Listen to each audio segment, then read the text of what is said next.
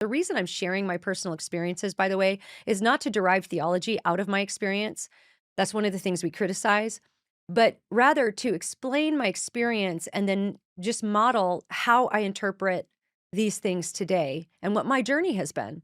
Because I suspect, and judging by some of the comments, maybe some of you are on a similar trajectory. Maybe this is a journey you're on where you're kind of starting to question some of these things.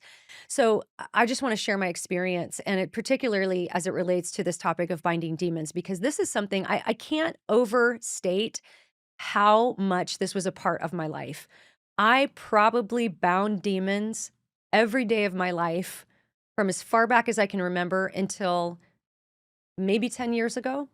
And part of my story I've shared a bunch of times. I won't go into too much detail because of that, but I loved Jesus my whole life, lifelong Christian, but my faith was really dismantled by a progressive Christian pastor about 15 years ago. And it threw me into a dark night of the soul, a time of doubt that was indescribably agonizing and painful. And God was so faithful to me to rebuild my faith. But part of that rebuilding process was sort of building theology back from the ground up, because I learned that there are these principles of interpretation, hermeneutics, it's called, where there's there's incorrect ways to interpret the Bible, and there's correct ways, and primarily the correct ways to figure out what the author was intending to communicate.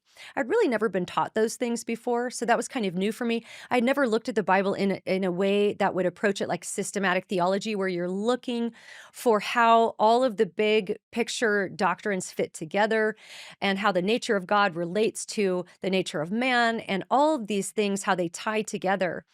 Biblical theology, what the Bible teaches about all of these things. And so, as the Lord was working that in my life and I was learning these things, I began to see that some of the things that I had believed were biblical really weren't.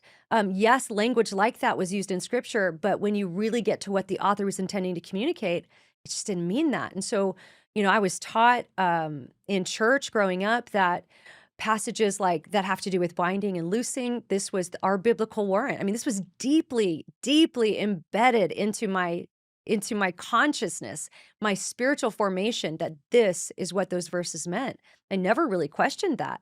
And so part of my prayer life every day would be to figure out what the devil was up to bind the devil, and that was just a regular part of my life. And for the most part, I did feel better after I would do that. It seemed to be working.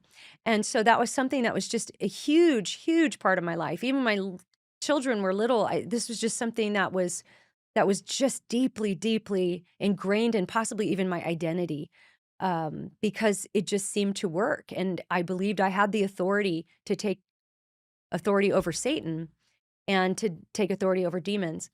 And we're going to go over those passages in today's podcast. So I'll just set that aside for a moment. But I want to tell you about a really pivotal moment in my life when a friend of mine wrote an article that challenged this paradigm of binding and loosing as it would relate to demons. And she went through and talked about all the passages that had to do with that, and was basically arguing that that some of those passages are not about demons. And then the ones that it could potentially be about demons was not in any way a biblical warrant for us to engage in that behavior. And I remember reading the article and I burst out into tears. And the reason I burst out into tears was not because I had never heard that paradigm challenged before, but I burst into tears because I couldn't argue with what she was saying. She made her case so well. I think deep down in my heart of hearts, I knew that she was right. And yet, how could I let go of this powerful tool that I had, that I believed was biblical, that I believed was from God, to fight the spiritual battles that I found myself in quite often? But nothing really changed. I sort of filed that away and put it very far from me and continued to live as I always had.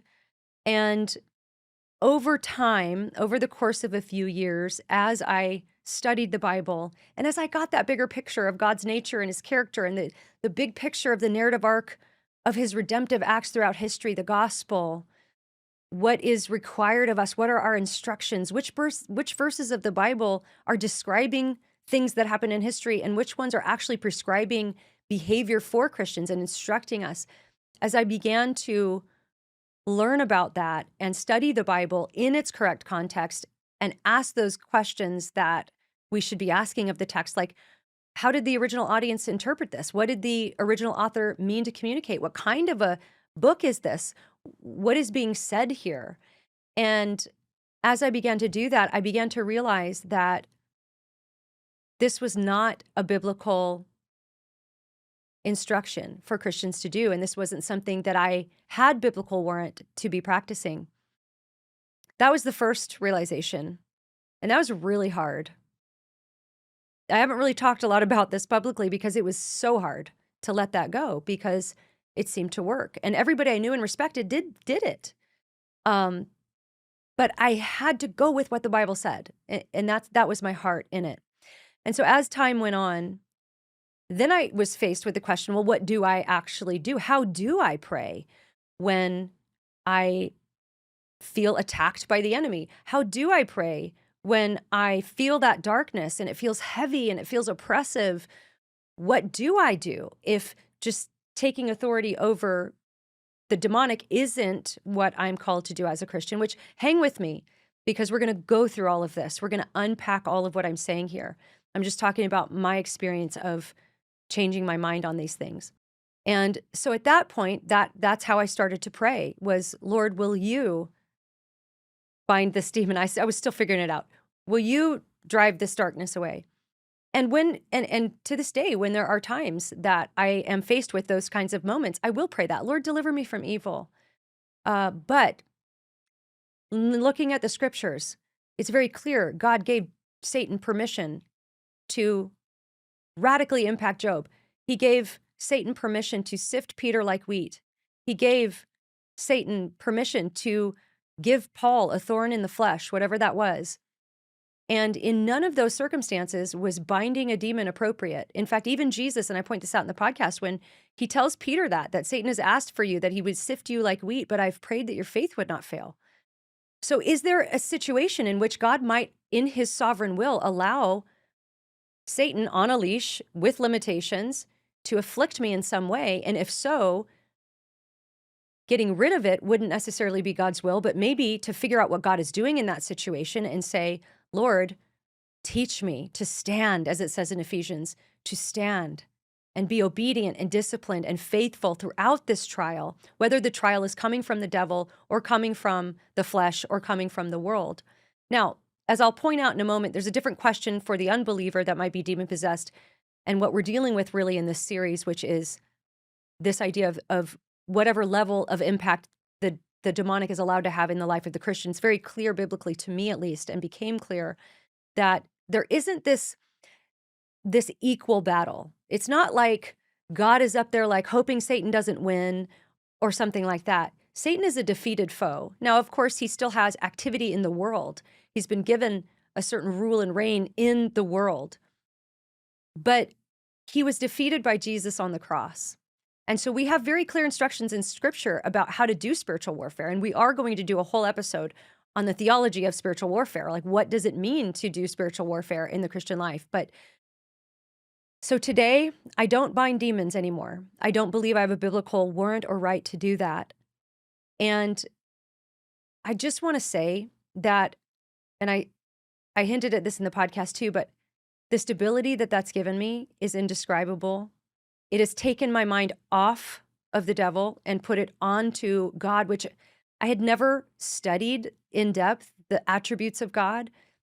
And now when I feel that oppression or whatever you might call it, I reflect on the character and the nature of my God.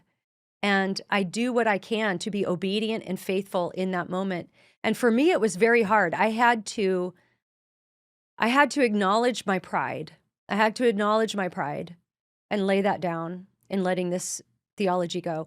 I had to lay down my fear. I lay down any fear I might have that, what am I going to do now? What does it even mean to pray now? I had to lay down my fear. It gave me a sense of control. I had to lay that down as well. Feeling like I had the power and the authority to be able to take charge in this situation and cause some sort of a spiritual effect to happen. that gave me a sense of control that I had. I had to let that go. And I also believe it really got my eyes off the devil. I realized today, looking back on it, that that worldview of binding demons, and even when you add to that the idea that the devil might be given some kind of legal right, it keeps your eyes focused on the devil. And at least that's what it did in my life. It kept my eyes focused on what he was up to, what he was doing. And it was a very subtle, I believe, deception, because it kept my eyes on him and not on God.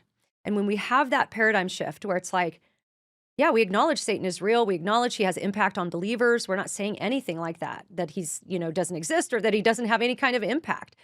But what we're saying is that, and just this was my realization, that when I got my eyes on the attributes, the character, the nature of God, my worship became more pure.